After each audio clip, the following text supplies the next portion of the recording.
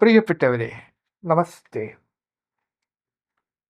ഭാരതത്തിൻ്റെ കാർഷിക മേഖല നേരിടുന്ന പ്രശ്നങ്ങളെക്കുറിച്ച് കഴിഞ്ഞ ആഴ്ച ഞാൻ നടത്തിയ പ്രഭാഷണത്തിൻ്റെ തുടർച്ചയാണ് ഇത്. ഞാൻ കേന്ദ്ര കൃഷി മന്ത്രാലയത്തിൽ ജോയിൻറ്റ് സെക്രട്ടറിയായി ജോലി ചെയ്തപ്പോഴാണ് കൃഷി മേഖലയെ അടുത്തറിഞ്ഞത്. ആ അനുഭവത്തിൻ്റെ വെളിച്ചത്തിലാണ് ഞാൻ നിങ്ങളോട് സംസാരിക്കുന്നത്. കർഷക ആത്മഹത്യയെക്കുറിച്ച് കഴിഞ്ഞ ആഴ്ച ഞാൻ പറയുകയുണ്ടായി. അതിൻ്റെ കാരണങ്ങളെക്കുറിച്ചും സൂചിപ്പിക്കുകയുണ്ടായി. കർഷക ആത്മഹത്യ ഭാരതത്തിൻ്റെ കാർഷിക വ്യവസ്ഥയിലെ അടിസ്ഥാന പ്രശ്നങ്ങളുമായി കെട്ടുപിണഞ്ഞ് കിടക്കുകയാണ്. കർഷക ആത്മഹത്യ തടയണമെങ്കിൽ കാർഷിക രംഗത്തെ പ്രശ്നങ്ങൾ പരിഹരിക്കപ്പെടണം. കാർഷിക രംഗം സമൂലമായി പരിഷ്കരിക്കപ്പെടണം എന്ന് പറയാതെ വയ്യ. ഇത് പറയാൻ അത്ര എളുപ്പമാണല്ലേ. ഇന്ത്യയിലെ പ്രധാന കാർഷിക സംസ്ഥാനങ്ങൾ ഏതൊക്കെയാണെന്ന് നമുക്ക് നോക്കാം. ഉത്തർപ്രദേശ്, അവിടെ ഗോതമ്പാണ് പ്രധാനപ്പെട്ട കൃഷി. പശ്ചിമ ബംഗാൾ അരി. മധ്യപ്രദേശ് സോയാബീൻ അല്ലെങ്കിൽ പയർ. കർണാടക മെയ്സ് അല്ലെങ്കിൽ ചോളം. മഹാരാഷ്ട്ര പരുത്തി, പിന്നെ കരിമ്പ്. ഈ സംസ്ഥാനങ്ങളാണ് ഇന്ന് കൃഷിയിൽ മുൻപന്തിയിൽ നിൽക്കുന്നത്. ഈ സംസ്ഥാനങ്ങളുടെ ആകെ ഉൽപ്പാദനം എത്രയാണ് എന്ന് നമുക്കൊന്ന് നോക്കാം.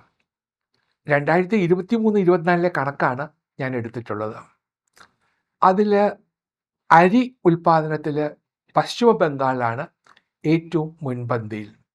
1378.25 ലക്ഷം ടണ്ണാണ് അവർ ഉൽപ്പാദിപ്പിക്കുന്നത്. അത് ഇന്ത്യയുടെ ആകെ അരി ഉൽപ്പാദനത്തിൻ്റെ 41% വരുന്നതും പശ്ചിമ ബംഗാളിൽ നിന്നാണ്. ഇനി ഗോതമ്പിൻ്റെ കാര്യം എടുത്താൽ ഉത്തർപ്രദേശാണ് മുൻപന്തിയിൽ. 1132 അല്ലെങ്കിൽ 33 ലക്ഷം മെട്രിക് ടൺ. അത് ഇന്ത്യയുടെ ആകെ ഗോതമ്പ് ഉൽപ്പാദനത്തിൻ്റെ 34%. മെയ്സ് അല്ലെങ്കിൽ ചോളം കർണാടകമാണ് മുൻപന്തിയിൽ. 376 ലക്ഷം മെട്രിക് ടണ്ണാണ് അവർ ഉൽപ്പാദിപ്പിക്കുന്നത്. അത് ഇന്ത്യയുടെ മൊത്തം ചോളം ഉൽപ്പാദനത്തിൻ്റെ 21% പറയും. പൾസസ് മധ്യപ്രദേശാണ് മുൻപന്തിയിൽ. 242 ലക്ഷം മെട്രിക് ടൺ. അത് 24% വരും. സോയാബീൻ മധ്യപ്രദേശ് 130 ലക്ഷം മെട്രിക് ടൺ. ഇന്ത്യയുടെ ആകെ സോയാബീൻ ഉൽപ്പാദനത്തിൻ്റെ 37%. പിന്നെ പരുത്തി മഹാരാഷ്ട്രയാണ് മുൻപന്തിയിൽ. 325 ലക്ഷം ബെയിൽസ് ആണ് അവിടെ ഉൽപ്പാദിപ്പിക്കപ്പെടുന്നത്. അത് ഇന്ത്യയുടെ ആകെ ഉൽപ്പാദനത്തിൻ്റെ ഏകദേശം 27.5% വരും. കരിമ്പ് ഉത്തർപ്രദേശാണ് മുൻപന്തിയിൽ. 4531 ലക്ഷം മെട്രിക് ടൺ. ഇന്ത്യയുടെ ആകെ ഉൽപ്പാദനത്തിൻ്റെ 44%. പിന്നെ ഇങ്ങനെ നമ്മൾ നോക്കുകയാണെങ്കിൽ നമ്മുടെ ഈ ഉൽപ്പാദനത്തിൻ്റെ കണക്ക് മാത്രം നമ്മൾ നോക്കിയത് കൊണ്ട് കാര്യമില്ല. നമ്മുടെ പ്രൊഡക്ടിവിറ്റി ലെവൽ എത്രയാണെന്നാണ് നോക്കേണ്ടത്, അല്ലേ? ഉൽപ്പാദനക്ഷമതയുണ്ടോ എന്നാണ് നോക്കേണ്ടത്. ഞാൻ നിങ്ങളുടെ ശ്രദ്ധ ക്ഷണിക്കുന്നത് നമ്മുടെ പ്രൊഡക്ടിവിറ്റി ലെവൽസിലേക്കാണ്. ലോകത്തിലെ ഏറ്റവും മികച്ച രാജ്യത്തിൻ്റേതുമായി നമ്മളേതൊന്ന് തട്ടിച്ചു നോക്കണം. അപ്പോഴാണ് നമ്മൾ എവിടെ നിൽക്കുന്നു എന്ന് നമുക്ക് മനസ്സിലാകുന്നത്. ഓരോ ക്രോപ്പിലുമുള്ള നമ്മളുടെ പ്രൊഡക്ടിവിറ്റി ലെവൽ എത്രയാണ് എന്ന് നമ്മൾ പരിശോധിച്ച് നോക്കണം. അതിൽ ലോകത്തിൽ ഏറ്റവും മുൻപന്തിൽ നിൽക്കുന്ന രാജ്യത്തിൻ്റെ പ്രൊഡക്ടിവിറ്റി ലെവലുമായിട്ട് തട്ടിച്ചു നോക്കണം. അരി നമ്മളുടെ പ്രൊഡക്ടിവിറ്റി ലെവല് 4000 കിലോഗ്രാം പെർ ഹെക്ടറാണ്. ലോകത്തിലെ ഏറ്റവും മുൻപന്തിയിൽ നിൽക്കുന്ന ചൈനയാണ്. അവിടെ 6500 കിലോഗ്രാം പെർ ഹെക്ടറാണ്. ഗോതമ്പ് നമ്മളുടെ productivity level 3200 kilogram per hectare. ഫ്രാൻസിലേത് 4800 kilogram per hectare. Maize 2800 kilogram per hectare.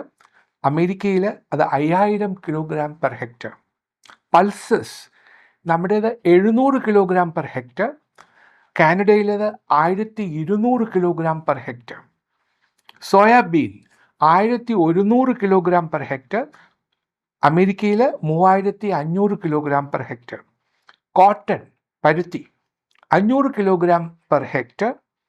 അമേരിക്കയിൽ 2000 kilogram per hectare. Sugar cane കരിമ്പ് 80,000 കിലോഗ്രാം പെർ ഹെക്ടർ. ബ്രസീലിലേത് 1.5 ലക്ഷം kilogram per hectare. Groundnut 1500 kilogram per hectare, അമേരിക്കയിൽ 3000 kilogram per hectare. Rapeseed and mustard 1200 kilogram per hectare, കാനഡയിലേത് 2500 kilogram per hectare. ഇതിൽ നിന്നും തന്നെ കാര്യങ്ങൾ വ്യക്തമല്ലേ? ഞാൻ കൂടുതലായിട്ടൊന്നും പറയേണ്ടതില്ല. കാരണം ഈ മേഖലയുടെ കാര്യക്ഷമത, പ്രൊഡക്ടിവിറ്റി, അതാണ് ഏറ്റവും പ്രധാനപ്പെട്ട കാര്യം. ആ പ്രൊഡക്ടിവിറ്റി ലെവല് മറ്റ് രാജ്യങ്ങളുമായി തട്ടിച്ച് നോക്കുമ്പോൾ നമ്മൾ എങ്ങും എത്തിയിട്ടില്ല എന്നുള്ള സത്യം നമ്മൾ വിസ്മരിക്കാൻ പാടില്ല. ഉൽപാദനക്ഷമത കൂട്ടണമെങ്കിൽ യന്ത്രവൽക്കരണം കൂടിയേ തീരൂ. ഈ രംഗത്തും നമുക്ക് വളരെ മുന്നേറാനുണ്ട്. കാരണം ഇപ്പോൾ നമ്മളുടെ മെക്കനൈസേഷൻ ലെവൽ നോക്കുകയാണെങ്കിൽ 40-45% മാത്രമേ മെക്കനൈസേഷൻ ഉണ്ടായിട്ടുള്ളൂ. അതിൻ്റെ അർത്ഥം എന്താ? ഇപ്പോഴും നമ്മൾ പഴയ രീതിയിലെ കാളയും പോത്തിനെയും ഒക്കെ വെച്ച് കൃഷി ചെയ്യുന്നു എന്നുള്ളതാണ് അതിൻ്റെ സത്യം. ഇനി ഫാം പവർ, അതായത് ഇലക്ട്രിസിറ്റി പവർ വേണമല്ലോ, അതിൻ്റെ ലഭ്യത നോക്കുക. 1975-76 വെറും 0.48 കിലോ വാട്ട് പെർ ഹെക്ടർ ആയിരുന്നത് 2018-19 ആയപ്പോഴേക്കും അത് 2.49 കിലോ വാട്ട് പെർ ഹെക്ടറായി ഉയർന്നിട്ടുണ്ട്. ഇനി നമ്മുടെ ടാർഗറ്റ് എന്താ? 2030 ആകുമ്പോഴേക്കും ഇത് 4 കിലോ വാട്ട് പെർ ഹെക്ടറായി ഉയർത്തണം എന്നുള്ളതാണ്. പിന്നെ ഒരുപാട് വേരിയേഷൻസ്, നമ്മൾ റീജിയൻസ്, ഇന്ത്യയിലെ വിവിധ മേഖലകൾ നോക്കുകയാണെങ്കിൽ അവിടെയെല്ലാം ഒരുപാട് വ്യതിയാനങ്ങൾ വരുന്നുണ്ട്. ഉത്തർപ്രദേശ്, ഹരിയാന, പഞ്ചാബ്, അവിടെയൊക്കെ മെക്കനൈസേഷൻ വലിയ മുന്നേറ്റം അവിടെ ഉണ്ടായിട്ടുണ്ട്. എന്നാൽ നോർത്ത് ഈസ്റ്റേൺ, നമ്മുടെ വടക്ക് കിഴക്കൻ സംസ്ഥാനങ്ങളെല്ലാം പിന്നിലാണ് എന്ന് പറയാതിരിക്കാൻ വയ്യ. കാളകളുടെ ജനസംഖ്യ നോക്കുക. ഇന്ത്യയിൽ 30 ദശലക്ഷം കാളകളാണ് ഉള്ളത്. ആ കാളകളാണ് നമ്മൾ കൃഷിയിടങ്ങളിൽ പണിയെടുക്കുന്നത്. ഇത് പഴയ കണക്കുകൾ നോക്കുകയാണെങ്കിൽ വളരെ കുറഞ്ഞിട്ടുണ്ട് എന്ന് പറയാൻ സാധിക്കും.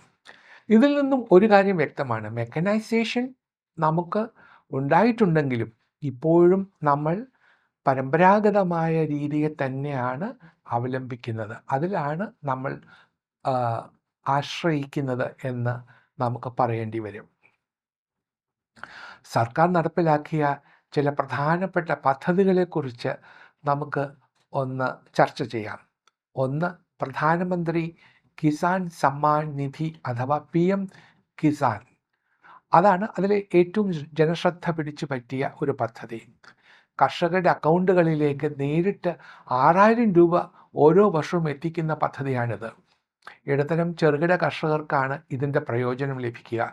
എന്നാൽ ഫണ്ട് വിതരണത്തിലെ അപര്യാപ്തതയും പദ്ധതിയെക്കുറിച്ചുള്ള അറിവില്ലായ്മയും രജിസ്റ്റർ ചെയ്യുവാനുള്ള കാലതാമസവും ഒക്കെ ചേർന്ന് പദ്ധതിയുടെ പ്രയോജനം പൂർണ്ണമായും ലഭിക്കാതെ പോവുകയാണ്. മറ്റൊരു പദ്ധതി PM ഫസൽ ബീമ യോജനയാണ്. പ്രകൃതി ദുരന്തങ്ങൾ മൂലം വിളകൾ നഷ്ടമാകുന്ന കർഷകർക്ക് അതിൽ നിന്നും സംരക്ഷണം നൽകുവാൻ വേണ്ടി രൂപം നൽകിയ പദ്ധതിയാണ് PM ഫസൽ ബീമ യോജന. മുൻപ് സൂചിപ്പിച്ച തടസ്സങ്ങൾ ഈ പദ്ധതിയുടെയും പൂർണ്ണമായ വിജയത്തിന് വിലങ്ങുതടിയായി നിൽപ്പുണ്ട്. രജിസ്ട്രേഷൻ ചെയ്യുവാനുള്ള സാങ്കേതികമായ അറിവില്ലായ്മയും പദ്ധതിയെക്കുറിച്ച് തന്നെയുള്ള അറിവില്ലായ്മയും അതിൽ പ്രധാനപ്പെട്ടതാണ്. ഇതുകൂടാതെയാണ് ഇൻഷുറൻസ് തുക കൃത്യസമയത്ത് ലഭ്യമാക്കുന്നതിൽ വരുന്ന കാലതാമസം. വൈകി എത്തുന്ന നീതി നിഷേധിക്കപ്പെട്ട നീതിക്ക് തുല്യമാണ് എന്ന് പറയുന്നത് പോലെ ഏതെങ്കിലും കാലത്ത് വിള ഇൻഷുറൻസ് ലഭിച്ചിട്ട് കടത്തിൽ മുങ്ങിയ കർഷകന് എന്ത് പ്രയോജനമാണ് ലഭിക്കുന്നത്? ഇനി മറ്റൊരു പ്രധാനപ്പെട്ട പദ്ധതി സോയിൽ ഹെൽത്ത് കാർഡ് സ്കീമാണ്. കൃഷിഭൂമിയുടെ ഗുണനിലവാരത്തെക്കുറിച്ചും അതിൻ്റെ വളക്കൂറിനെക്കുറിച്ചും കർഷകർക്ക് വിവരങ്ങൾ എത്തിക്കുവാൻ വേണ്ടി തയ്യാറാക്കിയിട്ടുള്ള ഈ പദ്ധതിയും കൃത്യമായ അറിവില്ലായ്മ മൂലം പൂർണ്ണ വിജയത്തിലേക്ക് എത്തിച്ചേരുന്നില്ല. ഈനാം എന്ന പേരിൽ തയ്യാറാക്കിയിട്ടുള്ള നാഷണൽ അഗ്രികൾച്ചറൽ മാർക്കറ്റ് ഇടനിലക്കാരെ ഒഴിവാക്കി വിളകൾക്ക് വിപണി കണ്ടെത്താൻ വേണ്ടി തയ്യാറാക്കിയ ഒരു മികച്ച സംവിധാനമാണ്. എന്നാൽ ഡിജിറ്റൽ സാക്ഷരതയുടെ അഭാവം ഈ പദ്ധതിയെയും പിന്നോട്ട് വലിക്കുന്നു. കിസാൻ ക്രെഡിറ്റ് കാർഡ് സ്കീം കർഷകർക്ക് ആവശ്യമുള്ള സമയത്ത് ലോൺ ലഭ്യമാക്കാൻ വേണ്ടി തയ്യാറാക്കിയ ഒരു പദ്ധതിയാണ്. കർക്കശമായ തിരിച്ചടവ് നിയമങ്ങളും ഉയർന്ന പലിശ നിരക്കും അപേക്ഷിക്കുവാൻ കർഷകർ നേരിടുന്ന ബുദ്ധിമുട്ടുമൊക്കെ ഈ പദ്ധതിയെയും പരാജയത്തിൻ്റെ പാതയിലൂടെയാണ് വഴി നടത്തുന്നത്. ഞാൻ നേരത്തെ സൂചിപ്പിച്ചതുപോലെ അല്പം ആഴത്തിൽ വിശകലനം ചെയ്താൽ ഈ പദ്ധതികളുടെ വിജയത്തിന് തടസ്സമായി നിൽക്കുന്ന കാരണങ്ങൾ വളരെ ലളിതമാണ് എന്ന് മനസ്സിലാക്കാനാകും. പ്രാഥമിക വിദ്യാഭ്യാസമോ അതിൽ താഴെ പഠന നിലവാരമോ മാത്രമുള്ള ഭാരതത്തിലെ സാധാരണ കർഷകൻ കേന്ദ്ര സർക്കാരോ സംസ്ഥാന സർക്കാരോ അവതരിപ്പിക്കുന്ന പദ്ധതികളെക്കുറിച്ച് പൂർണ്ണമായും ബോധവാനാകുന്നില്ല എന്നുള്ളതാണ് ഒന്നാമത്തെ പ്രശ്നം. കർഷകരുമായും അവരുടെ പ്രശ്നങ്ങളുമായും ബന്ധപ്പെട്ട് പ്രവർത്തിക്കുന്ന ഭാരതത്തിലെ സർക്കാർ ഓഫീസുകൾ ഒന്നും തന്നെ കർഷക സൗഹൃദമല്ല എന്നുള്ളതാണ് മറ്റൊരു പ്രശ്നം. ഇത് ഞാൻ നേരിട്ട് കണ്ടിട്ടുള്ള കാര്യമാണ്. ഞാൻ ആദ്യമേ പറഞ്ഞല്ലോ, ഞാൻ പറഞ്ഞത് എൻ്റെ അനുഭവത്തിൻ്റെ വെളിച്ചത്തിലാണ്. കേന്ദ്ര കൃഷി മന്ത്രാലയത്തിൽ കൃഷി ജോയിൻറ്റ് സെക്രട്ടറി ആയിട്ട് ഇരുന്ന സമയത്താണ് ഈ കാർഷിക രംഗത്തെ ഞാൻ അടുത്തറിയുന്നത്, ജോലിയുടെ ഭാഗമായി പല ഭാഗങ്ങളിലും പോയത്. അപ്പോൾ കണ്ട കാഴ്ചകളാണിതെല്ലാം. നമ്മൾ വിചാരിക്കുന്നത് പോലെയൊരു വൻ മാറ്റമൊന്നും ഇവിടെയൊന്നും ഉണ്ടായിട്ടില്ല എന്നുള്ളത് നാം ഓർത്തിരിക്കണം. കർഷകരുമായും അവരുടെ പ്രശ്നങ്ങളുമായും ബന്ധപ്പെട്ട് പ്രവർത്തിക്കുന്ന ഭാരതത്തിലെ സർക്കാർ ഓഫീസുകൾ ഒന്നും തന്നെ കർഷക സൗഹൃദമല്ല എന്നുള്ളതാണ് മറ്റൊരു പ്രശ്നം. ഇത് ഞാൻ എൻ്റെ അനുഭവത്തിൻ്റെ വെളിച്ചത്തിൽ പറയുന്നതാണ്. ഒരുപാട് ഓഫീസുകൾ കർഷക സൗഹൃദമാണ്. എന്നാലും ഉത്തരേന്ത്യയിലൊന്നും ഞാൻ അങ്ങനെയുള്ള കർഷക സൗഹൃദമായ ഓഫീസുകൾ വളരെ ദുർലഭമായേ ഞാൻ കണ്ടിട്ടുള്ളൂ. കൂടുതൽ പദ്ധതികളും ഡിജിറ്റൽ പ്ലാറ്റ്ഫോമുകളിലാണ് ഇന്ന് അവതരിപ്പിക്കപ്പെടുന്നത്. ഡിജിറ്റൽ സാക്ഷരതയില്ലായ്മയെക്കുറിച്ച് നാം ഇതിനു മുമ്പ് സംസാരിച്ചിട്ടാണ്. ആ അറിവില്ലായ്മ സമൂഹത്തിലുണ്ടാക്കുന്ന ആഘാതം വളരെ വലുതാണെന്ന് ഈ ഉദാഹരണം നമുക്ക് കാണിച്ചു തരുന്നു. അഴിമതിയും കെടുകാര്യസ്ഥതയും എന്നും മികച്ച പദ്ധതികളുടെ നട്ടെല്ലൊടിക്കാൻ വേണ്ടി മുന്നിലുണ്ടാകും. ഉദ്യോഗസ്ഥ തലത്തിലെ അഴിമതിക്ക് ഒരു കുറവുമില്ലാത്ത നാടാണ് നമ്മുടേത് എന്നും നാം ഓർമ്മിക്കണം. പരാതികളും പരിഭവങ്ങളും മാത്രം പങ്കുവയ്ക്കാനുള്ള വേദിയല്ലല്ലോ നമ്മളുടേത്. കർഷകർ നേരിടുന്ന ഈ ദുരിതങ്ങൾക്ക് എന്താണ് നമുക്ക് മുന്നോട്ട് വയ്ക്കാനുള്ള ഒരു പരിഹാര മാർഗം? ലളിതമായ വ്യവസ്ഥകളിലൂടെ അർഹരായവർക്ക് വായ്പ ലഭ്യമാക്കുക എന്നുള്ളതാണ് ഒരു പ്രധാന പോംവഴി. കടക്കണിയിൽ നിന്നും കർഷകരെ രക്ഷിക്കാൻ അതിന് തീർച്ചയായിട്ടും സാധിക്കും. അത്യാധുനിക ഡിജിറ്റൽ സംവിധാനങ്ങളെ അവർക്ക് പരിചയപ്പെടുത്തുകയും അതിലൂടെ മികച്ച വിപണി കണ്ടെത്തുവാൻ അവരെ സജ്ജരാക്കുകയും ചെയ്യണം. കർഷകർ കിലോയ്ക്ക് 8 രൂപയ്ക്ക് വിൽക്കുന്ന സവാള നമ്മുടെ വിപണിയിലും ഉത്തരേന്ത്യൻ വിപണിയിലുമൊക്കെ വിറ്റഴിക്കുന്നത് എത്ര രൂപയ്ക്കാണ് എന്ന് നമുക്കറിയാം. കിലോയ്ക്ക് വെറും 8 രൂപയും വാങ്ങി നടന്നു നീങ്ങുന്ന ആ കർഷകൻ്റെ ചിത്രം മനസ്സിൽ ഒന്ന് ഓർത്തു നോക്കൂ. എത്ര നാളത്തെ അധ്വാനത്തിൻ്റെ ഫലമാണ് വെറും 8 രൂപയിലേക്ക് ഇടനിലക്കാർ ചുരുക്കി ഒതുക്കുന്നത്? ഇത് അവസാനിപ്പിക്കുക തന്നെ വേണം. മൊബൈൽ ആപ്പുകളും SMS സന്ദേശങ്ങളും ഒക്കെ കർഷകർക്ക് മികച്ച വിപണി കണ്ടെത്താൻ സഹായിക്കും. കൃത്യമായ ആസൂത്രണവും മികച്ച പരിശീലന സംവിധാനങ്ങളും നടപ്പിലാക്കണം എന്ന് മാത്രം. ഒരു തവണ മികച്ച പരിശീലനത്തിലൂടെ കർഷകരെ സജ്ജരാക്കിയാൽ അത് തുടർന്നു പോകുന്നതിന് ബുദ്ധിമുട്ടുണ്ടാകേണ്ട കാര്യമില്ല.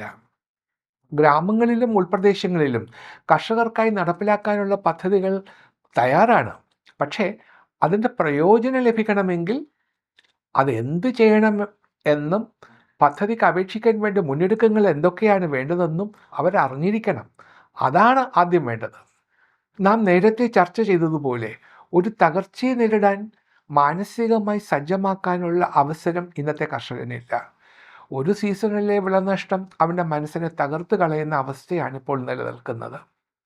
സുശക്തമായ മാനസിക ആരോഗ്യ പിന്തുണ സർക്കാരിൻ്റെ ഭാഗത്തു നിന്നും പ്രാദേശിക ഭരണകൂടങ്ങളുടെ ഭാഗത്തു നിന്നും കർഷകർക്ക് ലഭ്യമാക്കണം.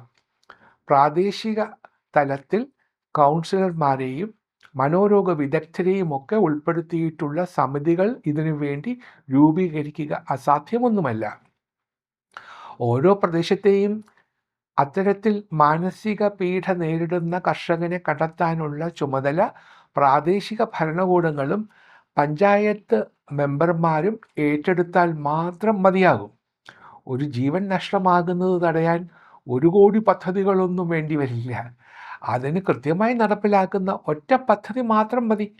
വിളനഷ്ടം നേരിട്ട കർഷകനെ അവജ്ഞയോടെയും അവഗണനയോടെയും കാണുന്ന സമൂഹത്തിൻ്റെ മനസ്ഥിതി മാറിയാൽ മാത്രം ഒരുപാട് ആത്മഹത്യകൾ തടയാൻ നമുക്ക് കഴിയും.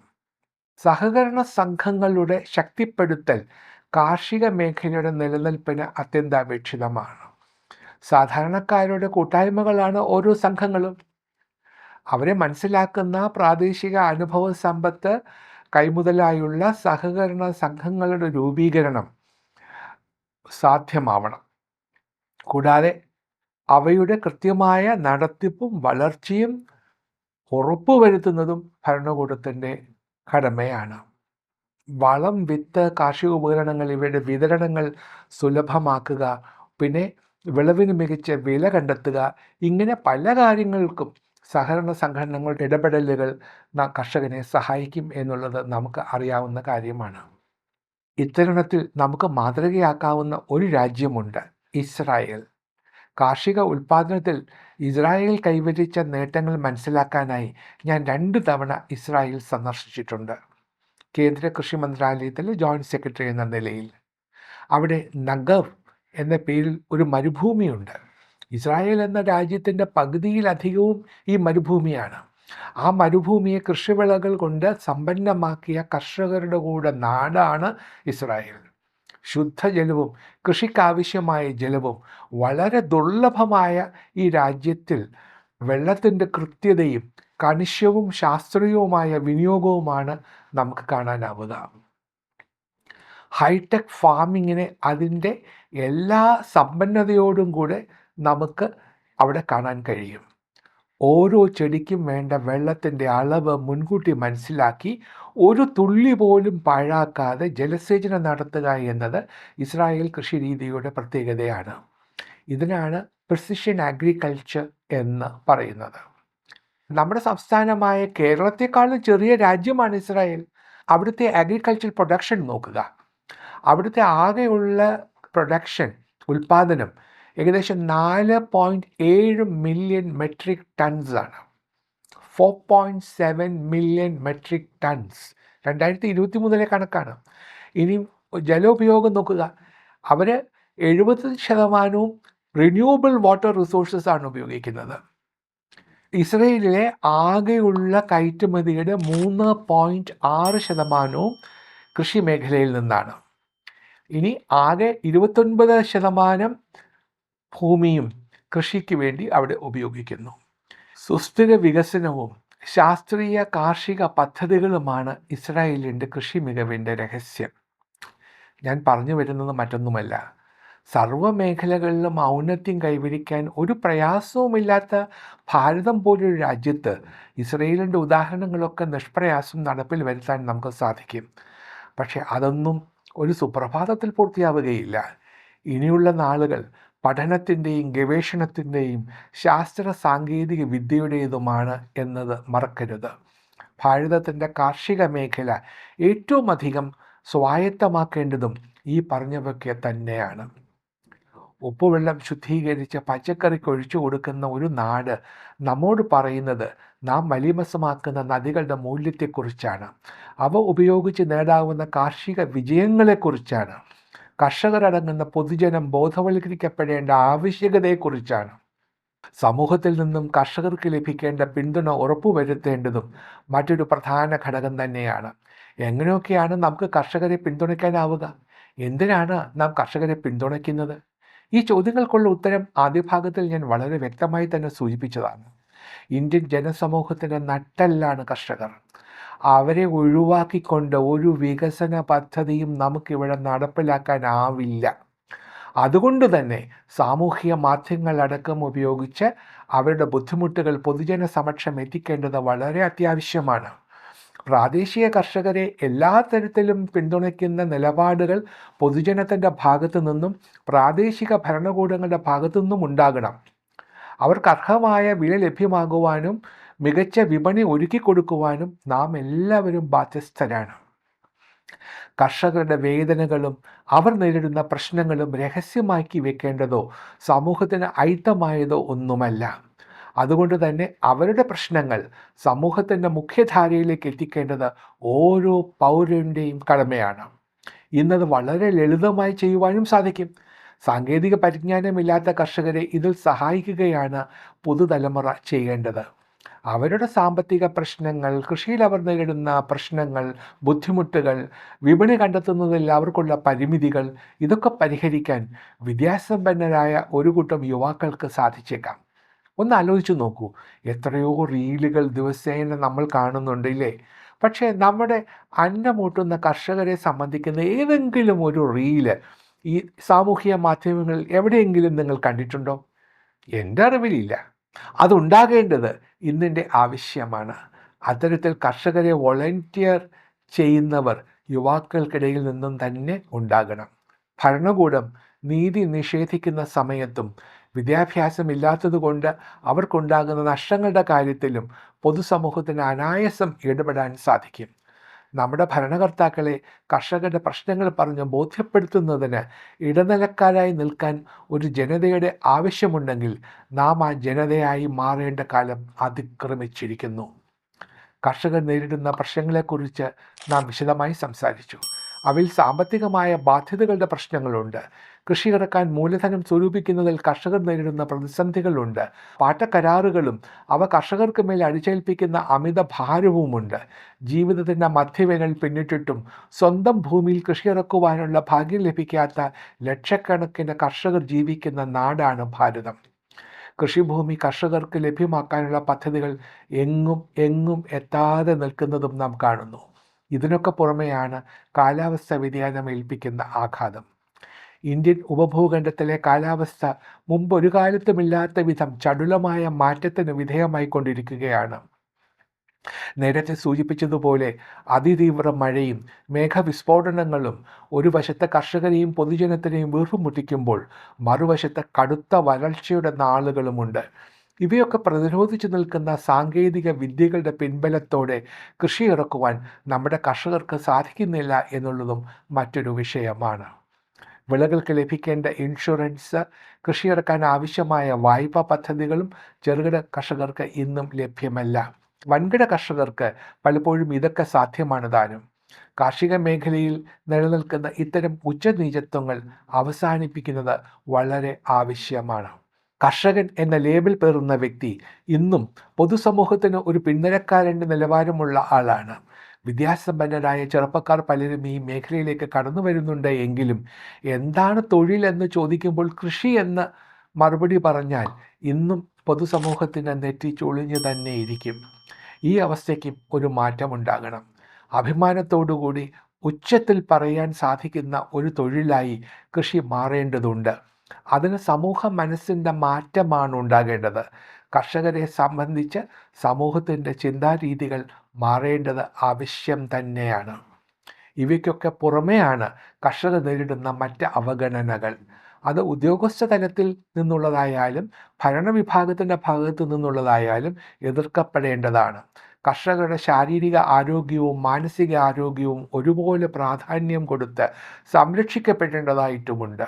പൊതുസമൂഹത്തിൽ കർഷകർ ഒരു പ്രത്യേക വിഭാഗമായി ഉയർന്നു വരേണ്ടതും ഭാരതത്തിൻ്റെ കാർഷിക അഭിവൃദ്ധിക്ക് അനിവാര്യമാണ്. അവരുടെ ആത്മാഭിമാനവും സ്വകാര്യ സമ്പാദ്യങ്ങളും ശാരീരിക ആരോഗ്യവും ദേശത്തിൻ്റെ ആവശ്യമായി മാറണം. അത്തരത്തിൽ സമസ്ത മേഖലകളിലും മുന്തിയ പരിഗണന നൽകുന്നതിലൂടെ മാത്രമേ മാനസികമായും സാമൂഹികമായും സാമ്പത്തികമായും തകർന്നടിഞ്ഞുപോയ ഭാരതത്തിൻ്റെ നട്ടെല്ല് തന്നെയായുള്ള ഒരു വിഭാഗത്തിൻ്റെ ഉയർത്തെഴുന്നേൽപ്പിന് കളം ഒരുങ്ങുകയുള്ളൂ. അടുത്ത ആഴ്ച നമുക്ക് വീണ്ടും കാണാം.